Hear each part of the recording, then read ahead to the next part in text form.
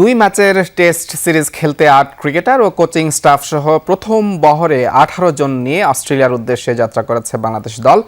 রাত ১১টা ৫৫ একটি ফ্লাইটে দেশ ছাড়ে টাইগাররা। শনিবার দুপুরে পৌঁছানোর কথা রয়েছে প্রথম টেস্টের ভেন্যু ডারউইনে।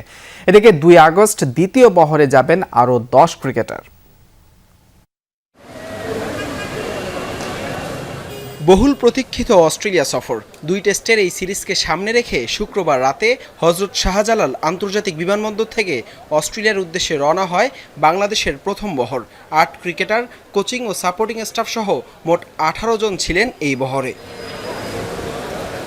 রাত ৯টার কিছু সময় পর বিমানবন্দরে একে একে উপস্থিত হন দলের সদস্যরা। সবার আগে আসেন spin bowling coach Mushtaq Ahmed. বিমানবন্দরে উপস্থিত সাধারণ যাত্রীদের বন্ধু স্বজনরাও ভিড় জমায় ক্রিকেটারদের এক নজর দেখতে। সেলফির আবদারে ভক্ত সমর্থকদের নিরাশ করেননি তামিম মুশফিকরা।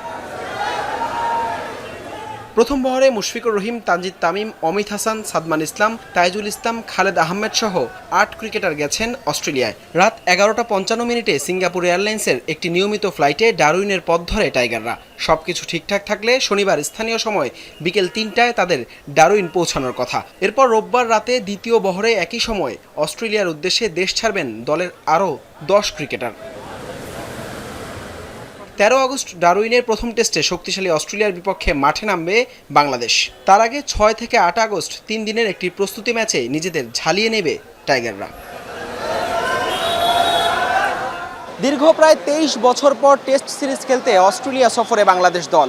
৮ প্লেয়ার, কোচিং স্টাফ সহ প্রথম বহরে গিয়েছে ১৮ জন। ইনজুরির কারণে যে সফরে সঙ্গী হতে পারেননি নাহিদ রানা। সঙ্গে সবশেষ অ্যাওয়ে টেস্টে জিম্বাবুয়ের বিপক্ষে পরাজয়। ইনজুরি জর্জরিত বাংলাদেশের সামনে যে এখন বড় চ্যালেঞ্জ অস্ট্রেলিয়ার মাটিতে সেরাটা দেয়া। হাসান আল মারুফ, যমুনা স্পোর্টস, হজরত শাহজালাল আন্তর্জাতিক বিমানবন্দর, ঢাকা।